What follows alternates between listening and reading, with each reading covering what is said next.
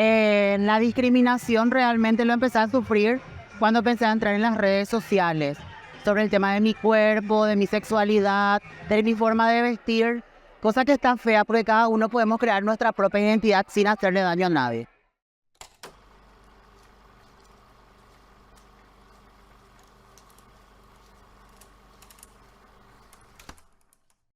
...108 personas de dudosa conducta moral están siendo interrogadas. La policía está dispuesta a eliminar el vicio. Varios mocitos de porte extravagante cayeron en la redada. En su cuartel de operaciones que tiene en la seccional 4, la policía de investigaciones continuaba anoche y hoy interrogando a unas 4 docenas de jóvenes y adultos de dudosa conducta moral.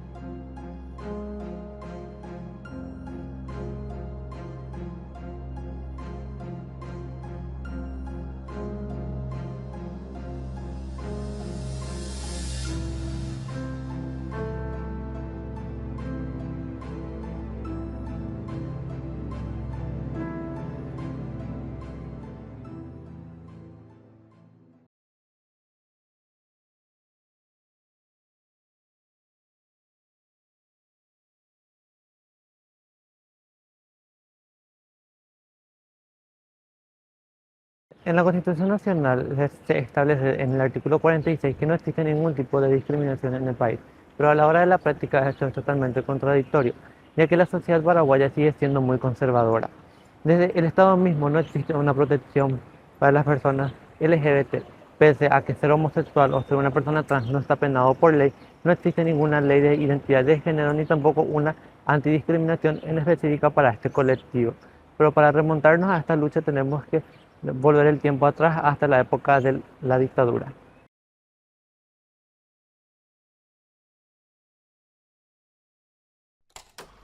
Bernardo Aranda fue un locutor paraguayo que también era animador de eventos, trabajaba en Radio Comuneros.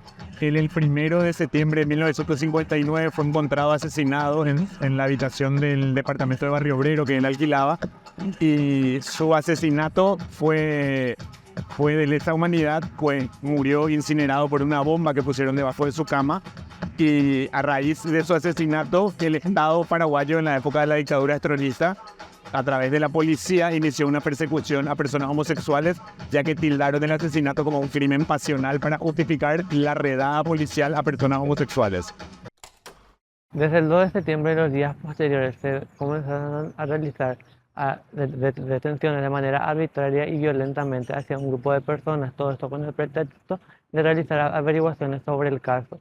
Los detenidos eran varones de quienes presuntamente se suponía eran homosexuales. Supuestamente las personas gay eran de conductas amorales, y en teoría lo que planteaban es que fue una pareja gay que asesinó de esa manera a Bernardo, y por eso justificaron una persecución a estas personas llamadas de conducta amoral.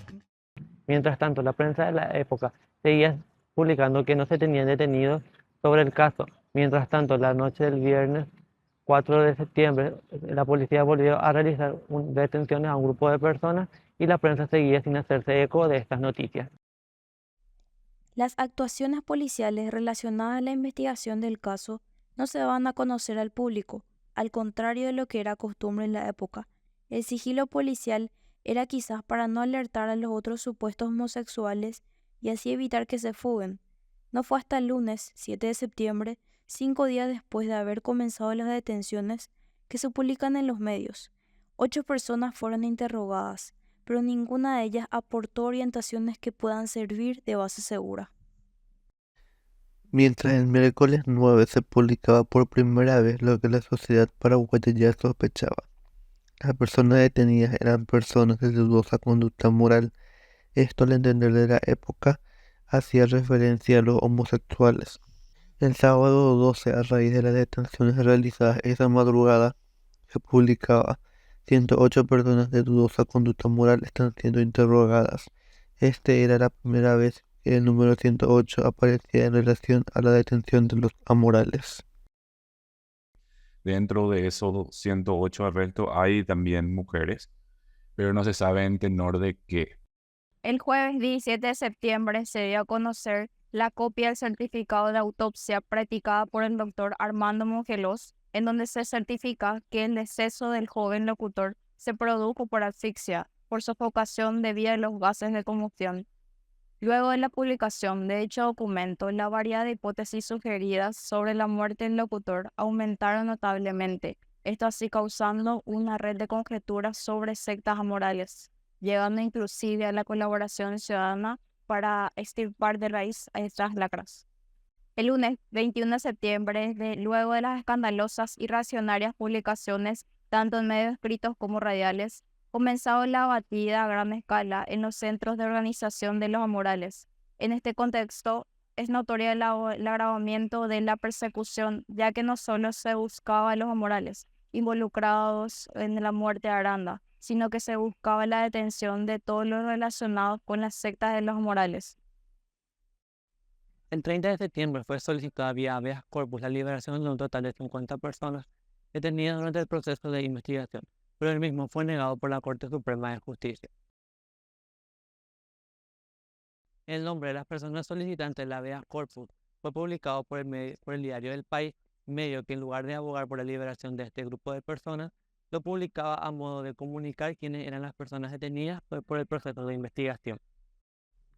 Ese mismo 30 de septiembre en el diario El País, al costado de la lista de personas solicitantes del habeas corpus, aparece una columna denominada El cinismo ante la ley. En la misma podemos leer parte de la conocida como Carta a una moral, la cual fue enviada a dicho diario de forma anónima, la cual mencionaba lo siguiente: a El País le ha parecido justo bautizar con el nombre de lacra social a un grande y respetable número de personas honradas, que son tales, porque respecto a sus vidas hacen de ellas un motivo moderado de placer, sin ofender a los demás, tan moderado y silencioso que corresponde a las sanas actividades íntimas, a diferencia de los placeres desenfrenados que también en el seno de la sociedad llamada culta suelen desembocar en públicos escándalos. Nosotros seguimos una vocación que es tan antigua como la propia humanidad, y en este siglo de consagración de todos los derechos humanos, nadie puede negarnos el derecho de ser nosotros mismos, de nuestro continente físico lo que queremos, sin incomodar a los otros que no quieran hacer lo mismo.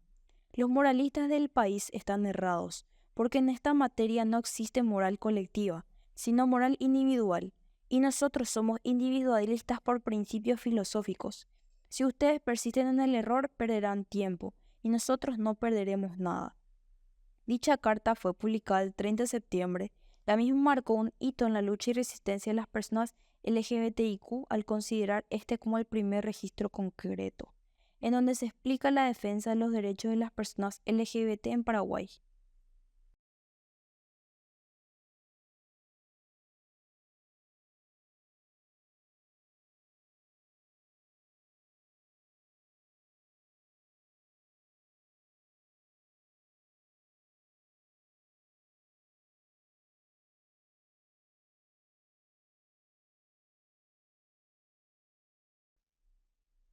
En la memoria de la ciudadanía paraguaya vive la historia de que los que fueron detenidos fueron obligados a desfilar frente al prestigioso Colegio Las Teresas y sobre la reconocida calle Palma.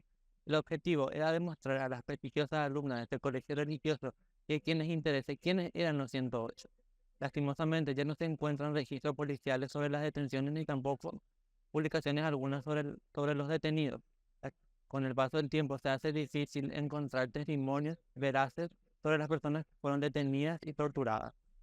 Hasta la fecha no se ha dado una digna reparación a las víctimas de este trágico suceso que aconteció en los últimos meses de 1959.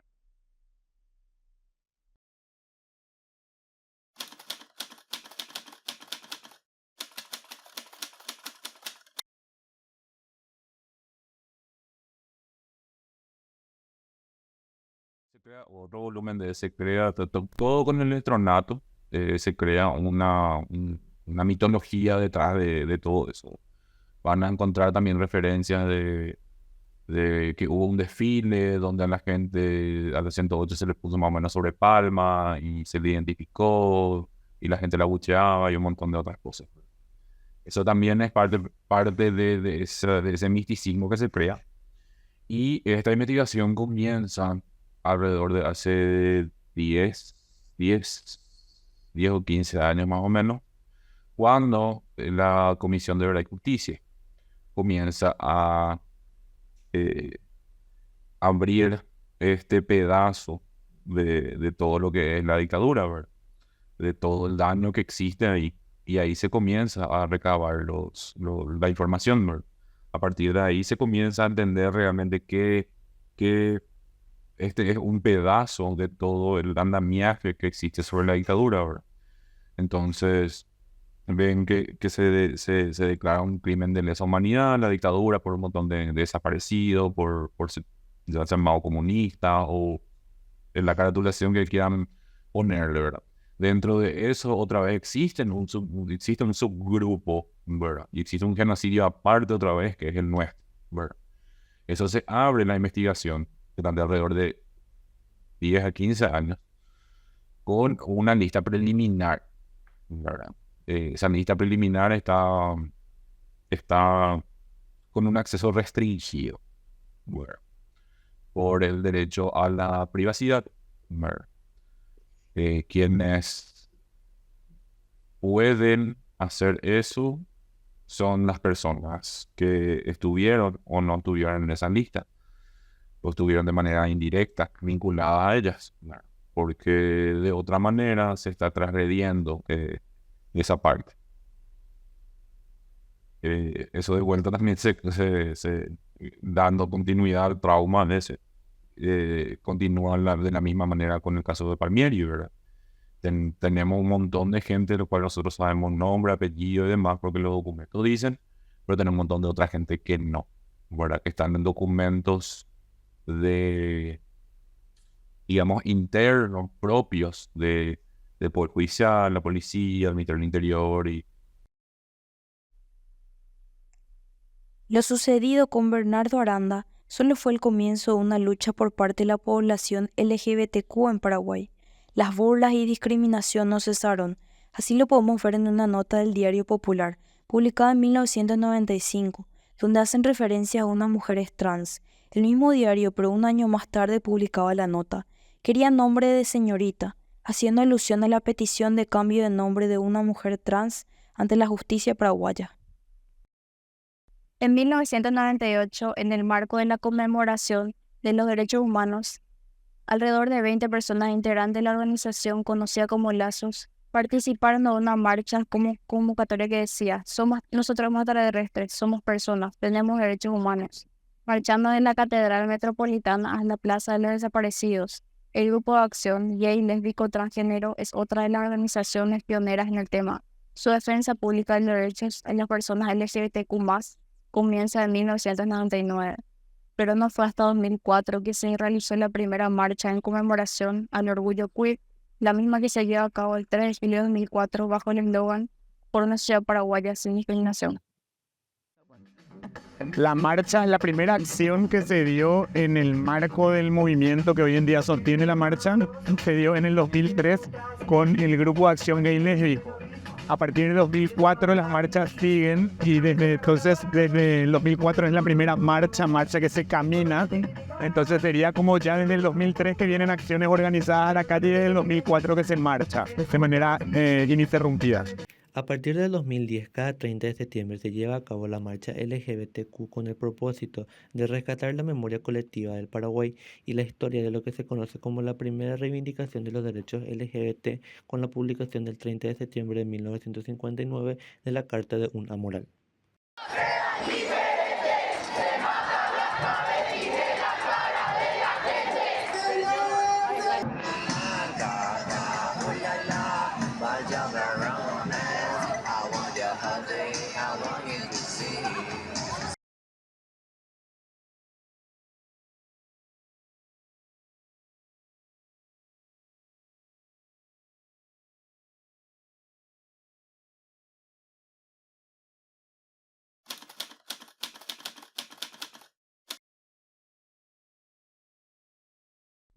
o sea, lo que pasa es que a partir de 5, 8 años más o menos antes, es la misma, tomamos como comunidad, ¿verdad?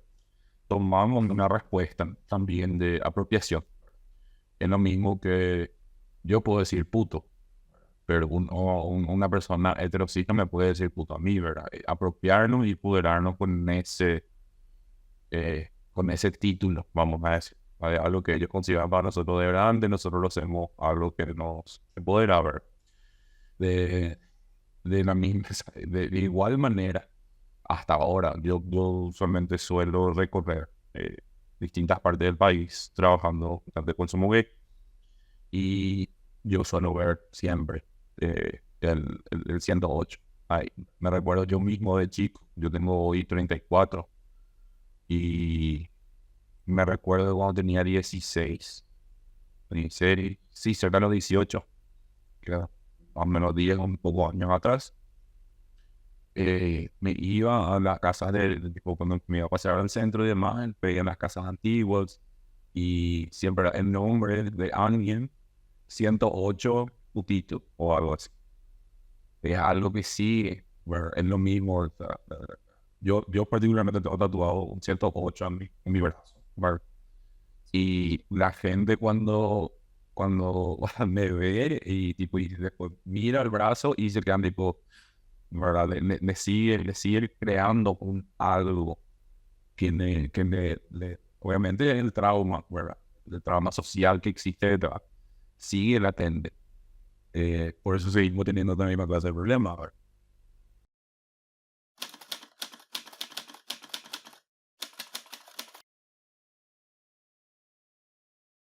Es complicado, es muy complicado desde el momento que uno trata de establecer vínculos, ¿verdad? Te gusta alguien, querés formar lo que sea, ¿verdad?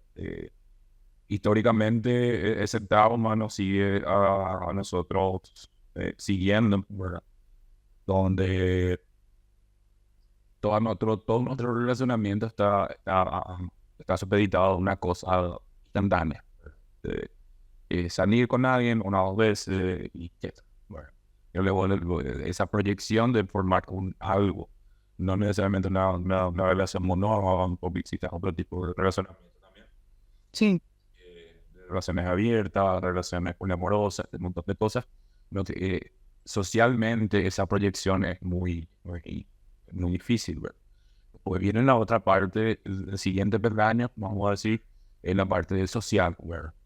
Es cómo yo voy a traerle a mi novio a mi casa, ¿verdad? Cómo yo le voy a invitar a mi novio al casamiento de mi prima, ¿verdad? Se genera un montón de pequeñas luchas internas que uno tiene que tener constantemente, ¿verdad? Se vuelve desgastante. Parece una cosa reiterada de tener que explicarse a una misma ante cualquier persona. Después viene la parte del trabajo, ¿verdad? Mucho de nosotros, o sea, mucho de nosotros, principalmente las chicas trans, sufren mucho con el tema de que se les echa a la casa, ¿verdad? Y tienen que recurrir a un montón de cosas un poco peligrosas de repente. Mucha violencia, principalmente por la policía. Durante la pandemia también nosotros vimos que vimos una situación una cosa que nosotros pensamos que bueno, decimos en Asunción es mucho más, qué sé yo, más libre y menos te juzgan y no sé qué, y no era tanto así, ¿verdad? O sea, no, nosotros ya sabíamos, ¿verdad? Pero cuando ves la materialización de eso, es un poco más chocante.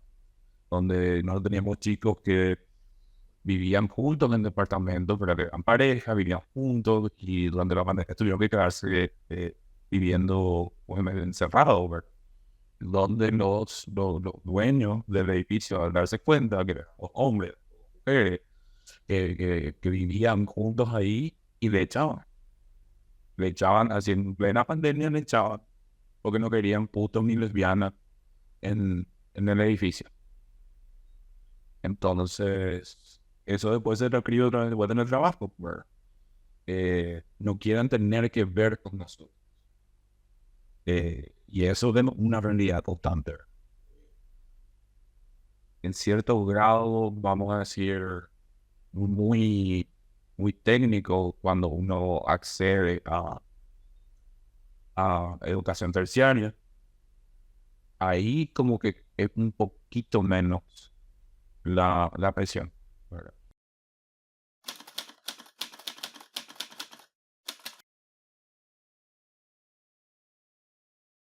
Dentro de la cosa colonizada que tenemos nosotros, de haber sido invadido por España y la cosa del catolicismo y demás, y esta cosa de solo uno, ¿verdad? Una familia, un vínculo, un todo, ¿verdad? Para nosotros navegamos en la sociedad de una manera mucho más libre, porque nosotros nosotros no existimos. Nosotros estamos, para la sociedad, nosotros estamos muertos. Y se niegan a reconocer eso. Eso nos da a nosotros el empoderamiento de buscar, vamos a decir, ese apoyo entre nosotros, ¿verdad? Nosotros nos cuidamos, es así, algo le pasa a una compañera, nos vamos y le ayudamos, no tiene dónde quedarse, buscamos dónde pueda quedarse, no tienen comer, cosas, le ayudamos a conseguir trabajo. Es una cultura mucho más comunitaria